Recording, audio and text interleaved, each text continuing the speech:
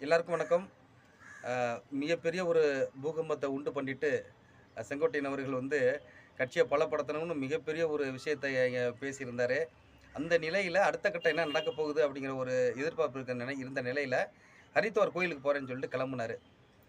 எல்லாருக்கும் ஒரு சந்தேகம் இருந்தது. உண்மையிலேயே வந்து அ அமித்ஷாவையோ, மோடியவோ சந்திக்க தான் போறாரு போல இருக்கு அப்படிங்கிற ஒரு எல்லாரும் கேள்வி இருந்தது. நிருபர்கள் கேட்டது கூட அத வந்து கடந்து போயிட்டாரு. ஆனா உண்மையிலேயே டெல்லியில போய் அமித்ஷா அவர்களையும், நிர்மலா சீதாராமன் அவர்களையும் சந்திச்சு, இந்த கட்சியோட நிலை பத்தி இன்னைக்கு என்ன நடந்துட்டு இருக்கிற விஷயத்தெல்லாம் வந்து பேசியிருக்கிறாங்க.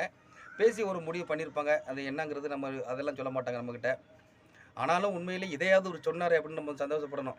ஏன்னா, இந்த டெல்லிக்கு போறவங்க பூரா போய் இந்த தமிழ்நாட்டு வளர்ச்சிக்கு பேசுறேன், வளர்ச்சி பேசுறேன்னு சொல்லுவாங்க தவிர, அங்க என்ன பேசுறாங்கங்கிறத சொல்லவே மாட்டாங்க.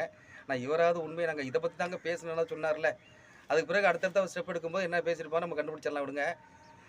என்ன இந்த இந்த விஷயத்துல இவ்வளவு பிரச்சனை நடந்துகிட்டே இருக்கு. ஆனா எடப்பாடி பழனிசாமி அவர்கள் இதையுமே இத கண்டுகொள்ளவே இல்லங்க.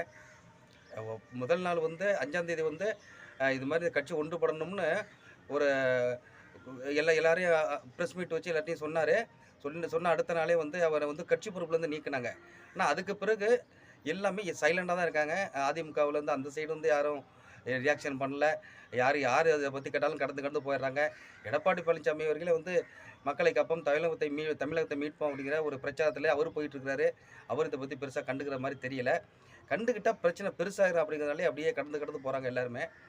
யாருமே இதுக்கு வந்து பதில் தராம இருக்கிறாங்க. ஆனா, பிரிந்து போன சசிகலா அம்மாவா இருக்கட்டும், ஓபிஎஸ்ஸா இருக்கட்டும், அ ப புகழேந்தியா இருக்கட்டும், கே.சி. பழனிசாமி இவங்கலாம் எல்லாருமே வந்து ஆதரவு கரம் நீட்டி இருக்கிறாங்க. சரியான ஒரு விஷயத்த வந்து முன்னெடுத்திருக்காரு செங்கோட்டையன் அப்படின்னு எல்லாருமே ஆதரவு கரம் நீட்டி இருக்கிறாங்க. அந்த விஷயத்துல செங்கோட்டையன் எடுத்த முடிவு வந்து நல்ல முடிவு தான். அப்படிங்கிறத எல்லாருமே ஏத்துக்கிறாங்க. அடிப்படை தொண்டர்கள் மெயினா வந்து இதுல சந்தோஷப்படுறாங்க. ஏன்னா கடந்த எலக்ஷன்லலாம் அவங்களுக்கே ஒரு வெறுப்புணர்வு இருந்தது.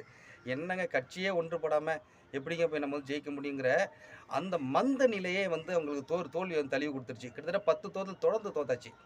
இதுக்கு பிறகும் வந்து எடப்பாடி பழனிசாமி அவர்கள் வந்து கண்டிப்பா ஒரு முயற்சி எடுத்தே ஆகணும். அத அவர் காலம் தாழ்த்திக்கிட்டே போறதுனால, செங்கோட்டையன் தாங்க முடியாம தான் இந்த நிலைக்கு வந்திருக்கிறாரு. இன்னமும் ஒரு விஷயம் சொல்றாங்க.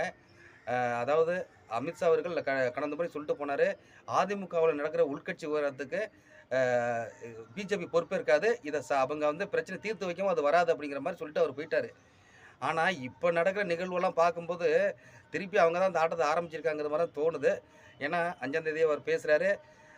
அடுத்து அவர் நீக்கப்படுகிறாரு பொறுப்புலருந்து. இப்ப இன்னைக்கு பார்த்தா அமித்ஷாவ சந்திச்சிருக்கிறாரு. இன்னொரு விஷயங்க, அமித்ஷாவ இவரு போய் சந்திக்கலையாம். அமித்ஷா அழைப்பின் பேரில தான் இவரு போனாரு அப்படின்னு தான் சொல்றாங்க.